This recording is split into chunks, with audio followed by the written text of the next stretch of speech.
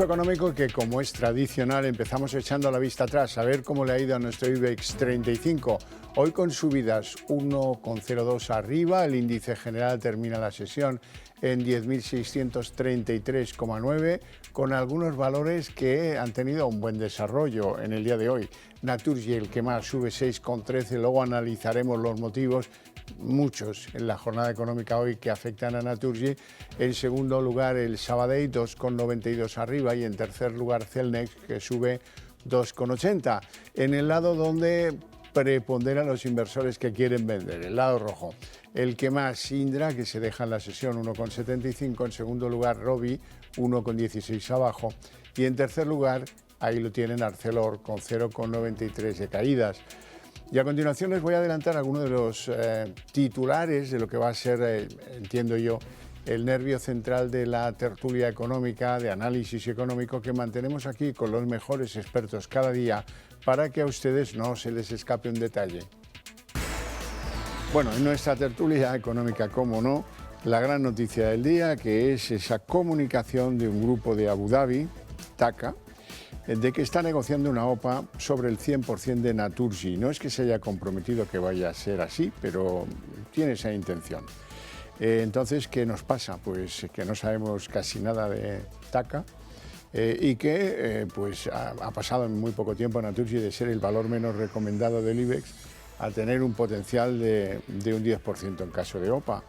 Bueno, analizaremos esto que afecta a la tercera compañía energética española que, según el Gobierno, digo yo, tendrá la consideración de estratégica, como la reparten por ahí a casi todos, pues a este también. Y hablaremos también de la inflación en la eurozona, que ha bajado al 2,4%, 2 décimas menos en el mes de marzo, y que señala cierta moderación de precios. Ojo que la subyacente está en el 2,9%, también cae 2 décimas.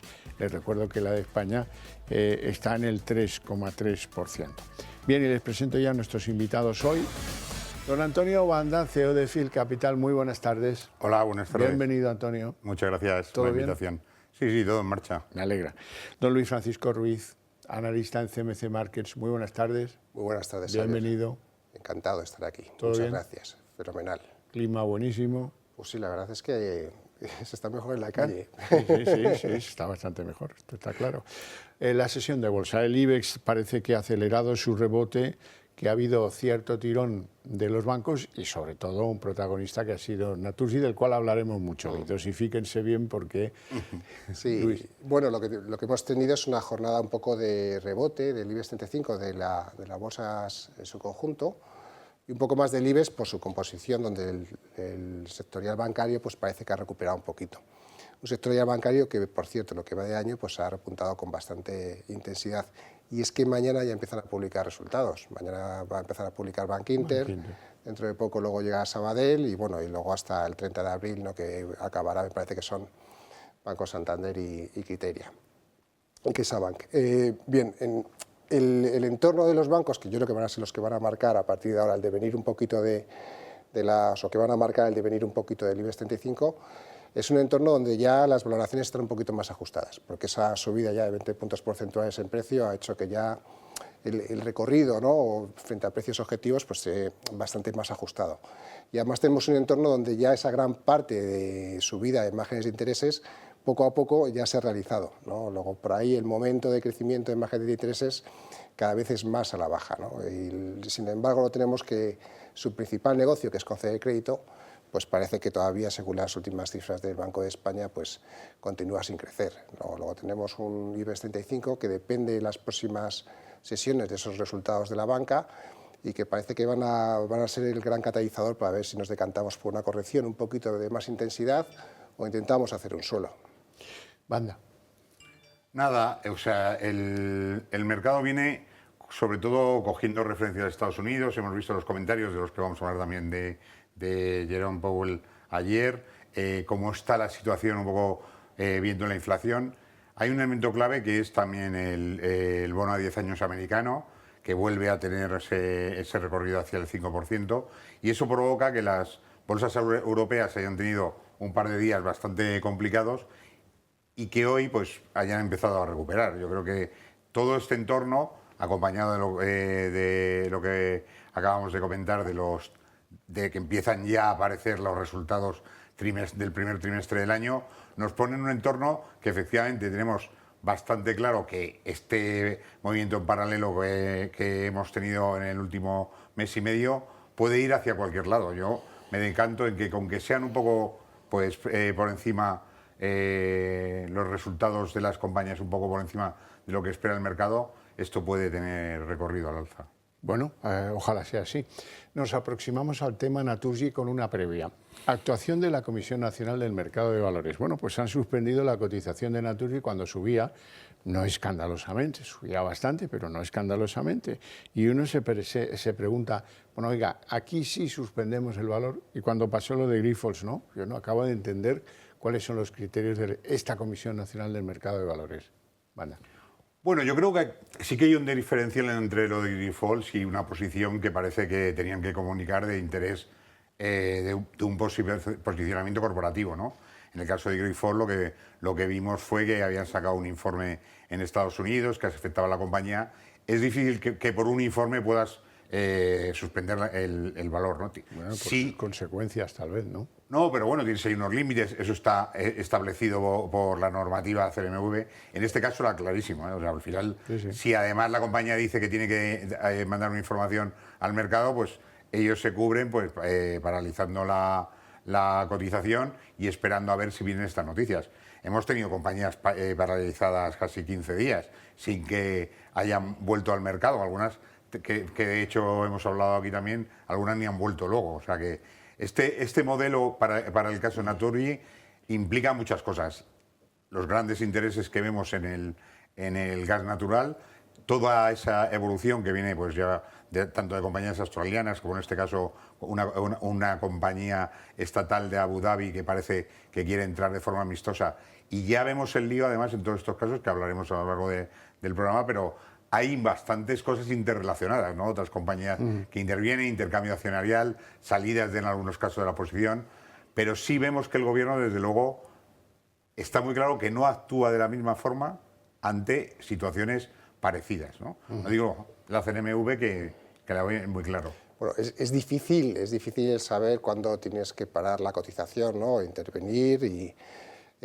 porque al final siempre hay mucha rumorología. De hecho, ayer ya empezó a subir con mucha fuerza Naturgy, llegó a subir un 8%, luego porque el mercado se replegó, pues bajó. Podrían haberlo hecho ayer, ¿no? Sí. También se podrían intentar buscar algunos criterios, ¿no? Por ejemplo, esas subastas de volatilidad, ¿no? Que tiene el propio mercado cuando saltan, ¿no? Porque la volatilidad se dispara a un determinado nivel, no sé cuántas desviaciones típicas, se congela la cotización y se podría mirar a ver qué es lo que está sucediendo. No sé, supongo que intentarán... No es tan fácil como parece, es cierto que a toro pasado, ¿no? Una vez que llegas y dices la cotización ha caído un 20%, luego vuelve a caer un 20%, ¿por qué no intervino, no? Pues a lo mejor se podría establecer un criterio, por ejemplo, cada 2 subastas de volatilidad se para la cotización y se intenta saber qué es lo que sucede, ejemplo, ¿no? Podría ser algo así, ¿no? Y establecer algunas reglas que todos los participantes del mercado pudiésemos saber o conocer, ¿no? Desde luego. Bueno, TAQA es la elegida, es una compañía de Abu Dhabi, de los Emiratos Árabes, anuncia que podría incluso ser una OPA del 100%, que va a querer tener participación en Naturgy, esto ya no lo discute nadie, es amistoso, cuenta con la propuesta de uno de los grandes inversores, el gran inversor de Naturgy, que es Criteria, el brazo de inversiones de CaixaBank, y bueno, sabemos poco de TAQA, si acaso que está presente en países como Canadá o como Estados Unidos y que, bueno, pues es una empresa estatal, es una empresa de esos países en los que lo privado y lo público no se sabe muy bien cómo termina, pero desde luego como son operaciones que afectan a la tercera empresa energética española que está en el gas y está en la electricidad, pues esto debiera ser tomado con muchas cautelas. Anda.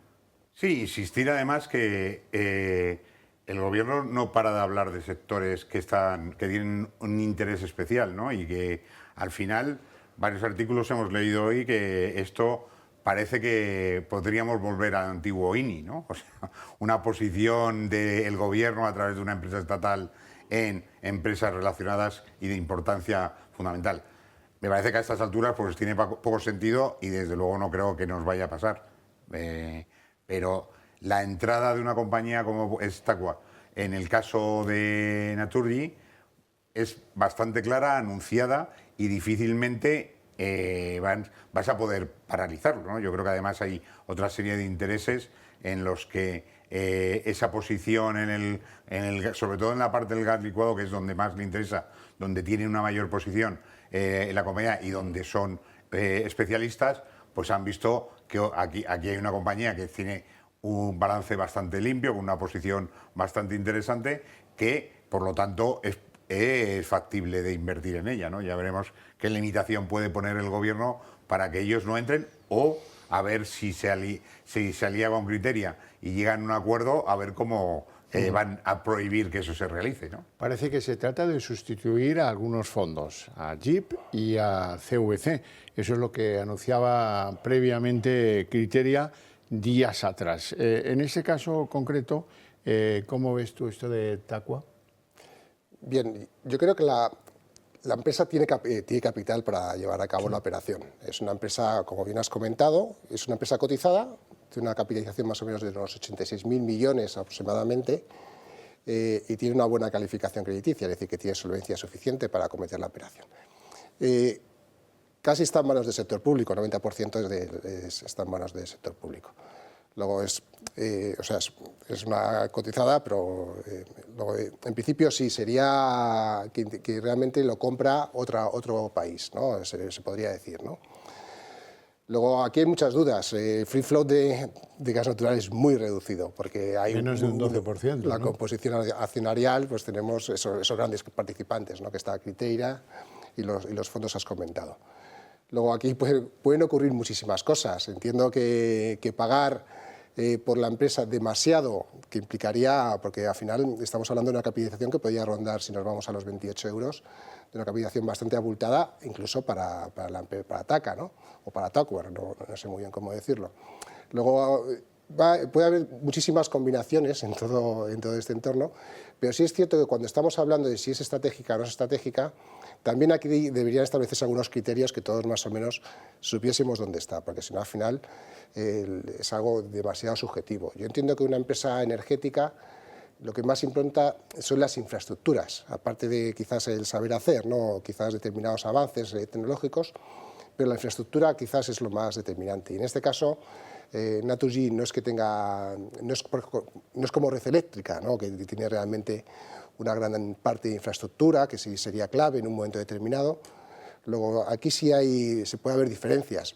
De hecho, todas las operaciones que ha habido hasta ahora se ha concedido bastante libertad, ¿no? Sobre la composición accionarial de Naturgy. Luego podemos pasar a Talgo, que también está subiendo al calor, ¿no? de la OPA. Espéreme ahí un segundo, que ¿Sí? vamos a Talgo de inmediato. A Talgo vamos de detrás. inmediato a Talgo, pero quiero destacar la habilidad del gran líder, antes de la Caixa, ahora de la Fundación y de Criteria, Isidro Fainé, porque ha conseguido ser el brazo ejecutor de los deseos del gobierno. En Telefónica, en Naturgy es lo que Criteria quería, el gobierno no le va a poner, creemos, demasiadas pegas, y bueno, el ofrecerse de ir a buscar por ahí a alguien que recambie la situación en Talgo, ahí han puesto solo una pega. Tenemos que tener a alguien que aporte el componente industrial, y si lo encuentran, pues van para adelante con una contraopa, porque al gobierno no le gusta la empresa húngara, porque no sé qué, no lo explican muy bien. Cada día se les ocurre algo. Lo último que se les ocurrió era patético, por una cuestión militar, patético donde se pueda, pero al final Fainé ha conseguido de tener un problema con un porcentaje elevado del gobierno, del Estado, en CaixaBank, a acabar condicionando otras operaciones y acabar saliendo como el instrumento necesario para que el gobierno desarrolle su política empresarial. Súper protagonista, ¿no? Sí. Estamos hablando de que está metido en todas las operaciones. En el caso de Talgo, que fijaros ha ido, claro, si al final se da el visto bueno a la operación de Naturgy, a la posible operación de Naturgy, Talgo iría detrás, ¿no? Porque estamos hablando de que es una operación al final con un país europeo, ¿no? O sea, se realizaría con una empresa de un país europeo. Pues bien, pues esto es lo que está ocurriendo, ¿no? Que en el mercado, por cierto, Talgo cotiza por debajo de los 5 euros, que es el precio de compra lanzado por la OPA ya firme sobre la compañía. Lo que pasa es que, claro, llega un momento determinado que la capacidad de conocimiento y que la capacidad de abarcar es limitada. Luego es normal que en un momento determinado por lo menos busque un apoyo dentro del sector industrial para ver dónde se está metiendo. Sí, sí, ¿no? sí, Y en tiene este caso, toda la lógica del claro, mundo. pues están... Lo que no la tiene tanto es que no te guste a alguien porque proviene de un determinado país que es socio al que técnicamente no le puedes poner pega. Sí, es así, pero buscar la explicación yo no te la puedo dar, ¿no? Lo has explicado perfectamente, Xavier, es la situación en la que se tenemos. trata de constatar obviedades, ¿no? Banda. Bueno, seguro que le hacen una oferta que no va a rechazar. Ya. Estamos en un entorno en el que sí efectivamente hay movimiento, sobre todo en todas estas compañías que hemos hablado y todas las que van a venir, porque va a haber bastantes movimientos corporativos en los próximos meses, fundamentalmente porque tenemos un momento de ciclo en el que la bolsa está en máximos, hay una oportunidad, los americanos saliendo de Estados Unidos buscando oportunidades en Europa, un reajuste de muchos sectores en Europa que se han quedado atrás. Entonces va a haber muchas compañías que van a tener ofertas corporativas. Aquí estamos viendo, estas tres son fundamentales y son de muy distinto tamaño, ¿no? La entrada en Telefónica, la entrada en Naturgy pues puede tener un ámbito más buscando la solución para la compañía, porque en el caso de los de Arabia Saudí entran en Telefónica, pero no son un grupo industrial que vaya a añadir algo. Sin embargo, estos de Abu Dhabi pueden añadir algo a Naturgy, pueden hacer una separación, un split de negocio entre la distribución y la parte de gas natural. Y luego, sin embargo, Talgo, que es una compañía pues, en este entorno, pues nada que ver con el peso que tienen estas dos, ¿no? Y en donde tomar una decisión para que el valor sea mayor y, sobre todo, que es lo más importante de la bolsa, que es que el objetivo es beneficiar a los minoritarios, ¿no? Y ahí hay una serie de minoritarios que, bueno, que se conformaban con la OPA que les habían hecho, pero que si hay una oferta mejor, pues van a acudir, ¿no? Y fundamentalmente es a lo que tienen que venir, es decir, vamos a pagaros más dinero y se queda aquí. Pues eso es lo que al final tienen que vender para que esto siga adelante. Pero lo que sí veo muy claro es que esto no ha hecho nada más que empezar, porque se está calentando mucho el tema corporativo, sobre todo también porque por los propios bancos de inversión hemos visto que llevan muy mal los últimos años, no tienen actividad, hemos visto que ha caído el negocio y que ahora en este tipo de cosas hay unas oportunidades muy grandes, ¿no? Entonces, los propios bancos de inversión van a animar y además, si tenemos compañías de fuera con dinero, con ganas de invertir, pues nosotros estamos abiertos. Momento en el que hay que volver a hablar del gas y de lo importante que es que las reglas del juego en términos bursátiles sean claras. ¿Y cómo van a ser claras las reglas en la bolsa si no lo son en casi nada?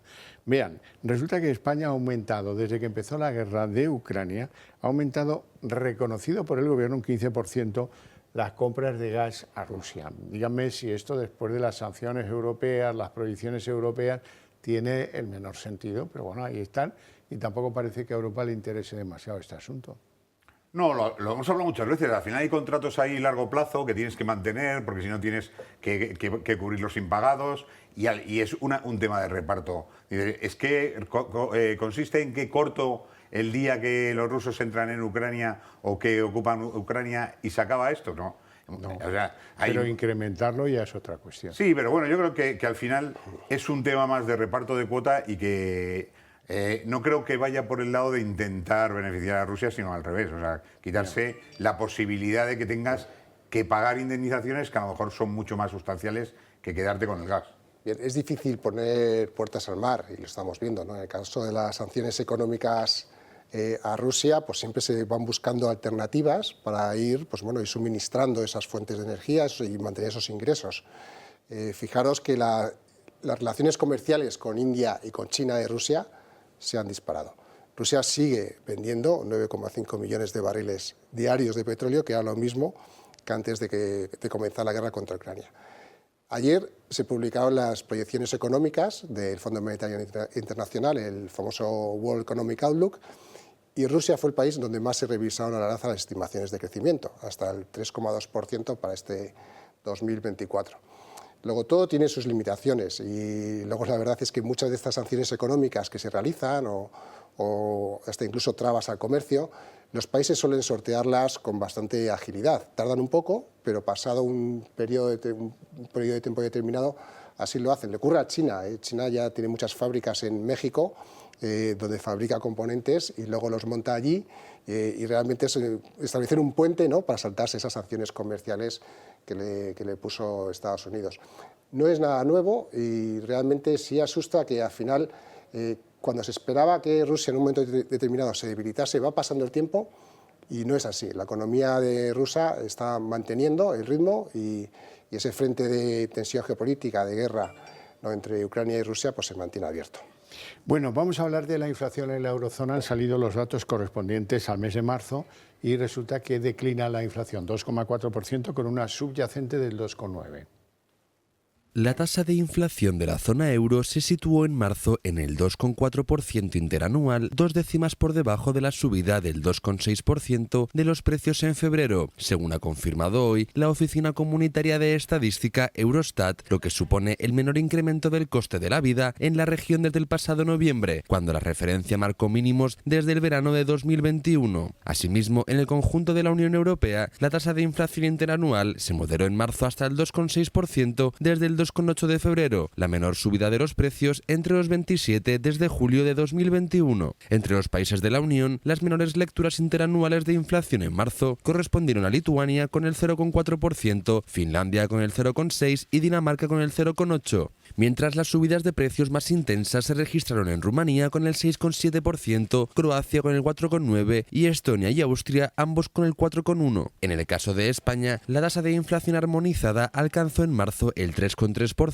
desde el 2,9% de febrero, lo que amplía a 9 décimas la diferencial desfavorable respecto al promedio de la eurozona. En la zona euro, la caída interanual de los precios de la energía se moderó al 1,8% desde la bajada del 3,7% en febrero, mientras que alimentos frescos se abarataron un 0,5% después de subir un 2,1% en febrero. De este modo, la tasa de inflación de la zona euro, al descontar el impacto de la energía, fue del 2,9% frente al 3,3% de febrero de 2024. Mientras que al excluir también los alimentos, el alcohol y el tabaco, la tasa subyacente bajó al 2,9% desde el 3,1%. Pues nos vamos quedando atrás del pelotón en materia de inflación. Sí, bueno, de todas maneras estos ya son datos de pasado, ¿sabes? Sí, Porque como el mercado se mueve muy rápido y ahora de hecho estamos viendo cómo cada vez se van quedando atrás también las posibles bajadas de tipos de interés, y es que el petróleo ha subido bastante. El gas natural también ha subido, ¿no? Y encima el dólar está muy fuerte. Y las materias primas, la mayoría de ellas se pagan en dólares. Luego se está encareciendo la factura energética de lo que es a nivel europeo, ¿no?, cuando estamos hablando de una zona que es muy dependiente de las materias primas.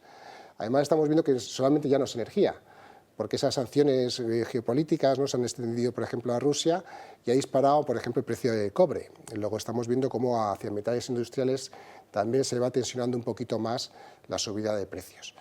El entorno no es fácil, y cuando, por ejemplo, cogemos las proyecciones económicas últimas que hizo el BCE, cuando se hablaba de una subida de un 15 o un 20% del precio de energía, de índice sintético que utilizan ellos, esto implicaría que la inflación de cara a finales de año, si continúan los niveles actuales de petróleo y de gas natural, pues probablemente la inflación se podría aproximar más al 3%, es decir, que nos alejamos otra vez de ese 2% y que va a dificultar que el BCE establezca una senda clara de bajada de tipos de interés, aunque puntualmente la pueda bajar, ¿no? ¿De acuerdo? Totalmente. O sea que la inflación sigue siendo nuestro problema y difícilmente vamos a tener bajada de tipos así.